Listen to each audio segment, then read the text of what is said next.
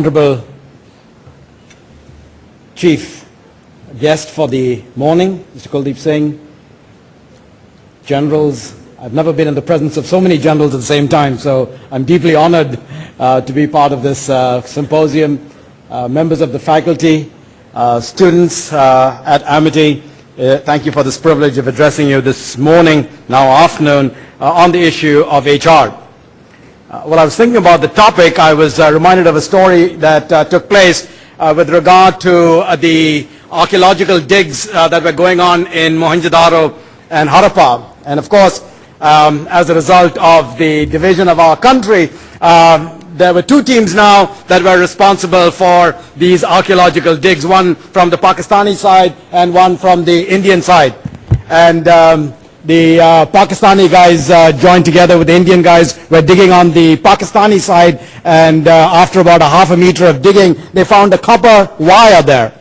And they said, aha, you see, we were so advanced in Pakistan that we had telephony, landline telephony here way back in 150, 200, 300 BC. So the Indian guy said, all right, come on over to the Indian side, let's see what we find. So he goes over to the Indian side, they start digging over on the Indian side, dig for about a meter, nothing, 2 meters, nothing, 3 meters, nothing. The guy is sweating now. He turns to the the Pakistani guys and see, I told you, we had wireless even before you guys had landline service.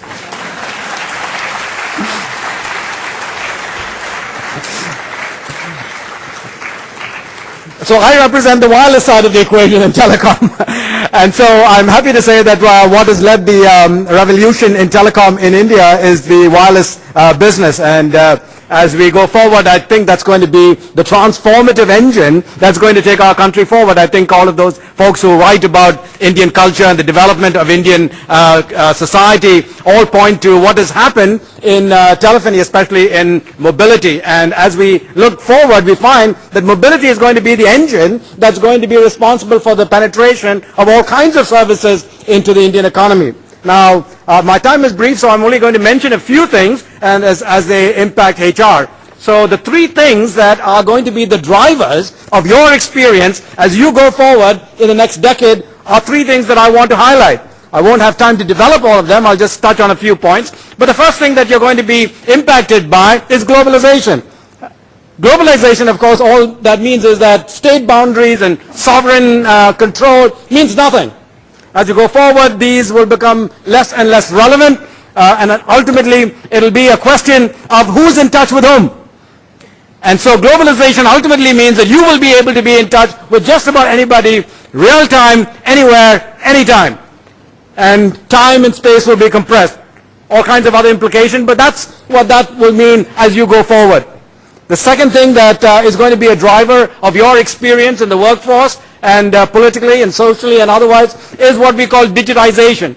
Because everything can be ultimately reduced to binary form, we are seeing what we call the digital revolution, what is sometimes referred to as the knowledge revolution. And as a result of digitization, just about everything that can be reduced to binary form can be converged into a network. And because of that, fields that were formerly disparate and separate are now converging together, and it becomes a fairly seamless operation in terms of delivering the service. So digitization is going to be a significant component of what you are going to experience, and what that means is that as a result of digitization, not only do you have convergence, but time and space is going to become increasingly irrelevant. All right? The third thing that's going to be part and parcel of your experience is what we call bioengineering. Now, I won't have time to develop that, but just to mention a few things that is happening in the area of bioengineering. As a result of decoding of DNA, and by the way, the decoding of DNA would not have taken place without the computational revolution having been in place. Because of the computational power that is available, the DNA could ultimately be decoded. But as a result, bioengineering has now become part and parcel of what you will experience. One of the things that's going on as a result of bioengineering is that we in the profession of HR can select you who are applying for jobs based on your DNA information. So that's a scary thought, isn't it? Now, what is going to happen is that, and this sort of raises profound issues of privacy, but that being kept to the side, we'll touch on. But what's going to happen and what is happening is that people are asking for more and more information. And they want to know, are you prone to sickness? Are you the type of person who suffers from depression? Are you the type of person who in 15 years is going to have cancer? And so if you're an HR side and you want to maximize profitability, minimize your costs, we're going to want to be able to get all of this type of information so that we can pick and choose. Not only is that on the HR side, but also your parents can pick and choose their children. Right? So now we already know that if you want a male, you can pick your male. If you want a female, you can pick a female. Has all kinds of unfortunate consequences over here. But if you look at the more advanced countries, you can also find that you can pick your baby with blue eyes, blonde hair, black hair, curly hair, whatever.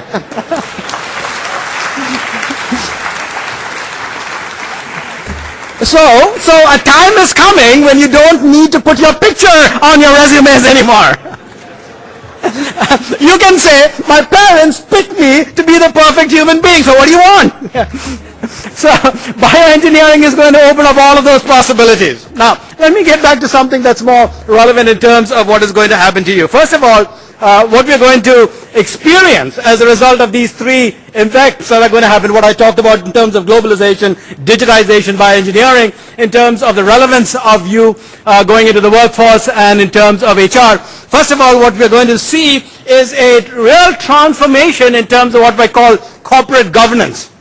What is corporate governance? Corporate governance, simply put, is the mechanics and the mechanisms and all of the procedures we put in place to ensure that the corporation or the entity governs itself and delivers on the value that its stockholders have as its objective. So that takes care of HR, it takes care of investors, and takes care of everybody else. Now, as a result of corporate governance, there are a couple of things that are going to happen. The first thing that you're going to see as a result of this corporate governance, as a result of the development of digitization, one of the things that digitization has spawned, of course, is the web. And what the web has done is transform the way we interact with data and also the way we begin to start interacting with one another. As a result, there are new paradigms in terms of corporate governance. No longer can we depend on what we call command and control structures.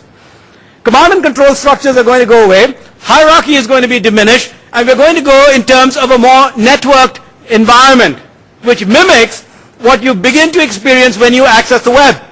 When you access the web, you become the center of attention and information and data. Nothing else matters. You pick the information you want, you choose the information you want, you interact with the information you want at your time, your pace, and you move forward. Organizations will begin to have to start looking at corporate governance in terms of hierarchy and in terms of structure and in terms of networked environments. So as you go forward, that is what you will begin to start seeing in corporations. The removal of hierarchy means that there's got to be a new paradigm in terms of how people do their work. And as a result, what is going to happen is that you and I, as we move forward, are going to have to learn to live with virtual teams. You know, gone are the days when you and I could be the Lone Ranger with, all of our degrees hanging off of our shoulders thinking that we're going to conquer the world. The impact of digitization means that you will have so much information that you will have to access and manage that no longer will any one person be able to have complete control. Forget about perfection in terms of authoritarian understanding of that information. So therefore you will have to deal with teams. Now not only just teams as we understand it today, but virtual teams. Virtual teams described as those that break down these functional silos and can at any point in time merge together in terms of the required skill sets that are necessary in order to move forward in terms of solving issues. Alright, so virtual teams will become more and more of a reality. Alright, systems will become the basis on which you will interact in the workforce. So, if you don't have IT knowledge, I would suggest that you sign out of your MBA program and get an IT background quickly. All of your work will be IT related in some form or fashion. It will be as necessary as using pen and paper of old. Alright? Therefore, please ensure that by the time you walk out of these hallowed halls, you have adequate exposure to IT systems and software and hardware and how they work and applications and how they move forward and allow you to be more productive. Because in a global environment, that is going to be the bottom line. Productivity. The reason that we have so much outsourcing is because we have been able to be more productive in certain areas. Now, in the old days when I was studying economics, productivity was defined as the amount of horsepower that one had per person, per head. That paradigm has changed. Today, productivity is defined as the amount of computing power that you have per person. That is what is going to make you productive. And the way to maintain that you maintain your competitive advantage is to ensure that you have adequate computing power at your fingertips and you know how to use that. Because jobs will move because of globalization to areas where productivity is maximized. Productivity at the appropriate cost. And so therefore I encourage you therefore to focus on that. In this environment, organizations and corporations will no longer allow their employees to be unempowered. I have to allow you to be empowered. Empowerment obviously means you have to be responsible and you have to be accountable, that we talked about. But you will need to be empowered. And so empowerment means that because of the disaggregated nature of the environment that you work, because of virtual teams, you will be subject to very little supervision. We cannot afford to have layers and layers and layers of organizational structure. Gone are those days. We will need to maximize or minimize our cost structure. So there will be increasing pressure for you to be able to work in unsupervised situations but contribute to productivity. And our systems will allow that. And so you will be under a microscope. When we started this knowledge revolution, we thought the knowledge revolution was going to empower us to be more free and to have more access to free time. Let me tell you, you will be more tethered. You will be more connected to your work. You will be more looked at. And you will have less privacy than any other generation that has gone on before. You will be married to what is today what we call either the BlackBerry or some other smartphone device, that whether you're on vacation or in family time or in other time will be intrusive. So you will have to determine where the boundary lines are between private and public, because those lines will be increasingly blurred. As a result of what we are going through, the challenges that we face are the challenges of the human physical being. What do I mean by that? We've gotten to the point where machines and computing ability is no longer the constraint in terms of productivity and progress. If you look at what is happening in the Air Force, you will find that our airplanes are so sophisticated that these days they can fly and do things because of computational hardware and software that's embedded in these planes. If you are a good pilot, you could probably put up with 3 Gs of force when a plane does its maneuvers. If you're extremely physically oriented, you will be able to put up with 4 Gs. At 5 Gs, just about every pilot blanks out. Most of the planes that are being manufactured today for official combat will put more than 5 Gs of force in terms of the human being, body. So no longer is productivity going to be defined in terms of the horsepower available to you or the computing power available to you. It'll be your physical well-being. It'll be your physical sense. So we're going to be seeing rather intrusive ways to enhance your productivity. How many of you drink Red Bull? These guys must be working very hard, staying up late. What do you think Red Bull does? Red Bull is because you are so tired, you don't have enough time, you're feeling sleepy, and you need a drink which has an extremely high amount of caffeine in it to give you that extra jolt to stay up awake for another 2 to 3 hours. That's one of the fastest growing segments of the soft drink business today. Why? Because we are finding that more and more our physical beings can't cope up. My generation talked about burnout at 45. My daughter, who is in the workforce, has already complained of burnout at 24. Why? Because in the same period of time, you will be solving more issues, more problems, have more access to information, and be forced to make more decisions as managers. In my lifetime, you'd be lucky if in a day's time you made 5. Today, I make 50 important, critical decisions as a result of what is available to me on my desktop. Burnout at 25 will not be something that is far off. You will have to decide, how are you going to manage your human welfare? HR associations and organizations will have to say, how do I manage this? And so therefore, you need to look very closely at all of that. You will have to look at a very insightful thing called integrity. You and I are going to be more and more open to all kinds of disaggregated environments. 15 years ago, somebody stood up on a podium like this and told us that one day integrity would have a price. I laughed. Today I look and I said, yes, integrity has a price. If you don't think that that's right, you just have to look at what happened at the Commonwealth Games. The additional costs that we incurred in this country as a result of a lack of integrity in some of our processes has real costs. In an organization, if you don't practice right values, if you don't understand what's going on, in a disaggregated environment, it's very easy to have a lack of integrity and to have it pass. If your organizations are to be successful, if you are to be successful, you must focus on integrity. Finally, let me talk about how your career grows. Career growth. We talked about privacy. Take responsibility for your privacy. There'll be all kinds of pressure on your privacy. You must work with your HR departments. HR departments must be very acutely sensitive to the area of privacy and how we allow people to have proper balance between the workforce and private lives.